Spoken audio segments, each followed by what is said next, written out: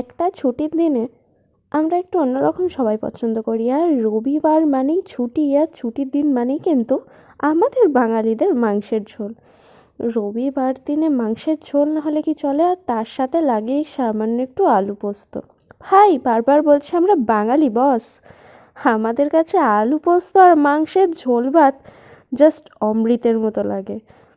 আমিও তাই রবিবার দিনে আমার মতো করে আলু পোস্ত আর মাংসের ঝোল ভাত খেয়ে রবিবারের দুপুরের লাঞ্চটা সত্যি বলছি জাস্ট জমে গেছিলো।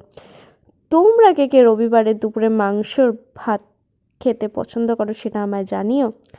আমি ততক্ষণে আমার মাংসের ঝোলটা এনজয় করি। দুপুরবেলায় ঝাল ঝাল লাল লাল কষা কষা মাটনের ঝোল আর এইরকম সুস্বাদু একটা আলু পোস্ত, উফ, জাস্ট মুখে লেগে থাকার মতো। আর সামান্য সাথে নিয়েছিলাম অল্প স্যালাড। আমার রবিবারের দুপুরটা জাস্ট জমে গেল।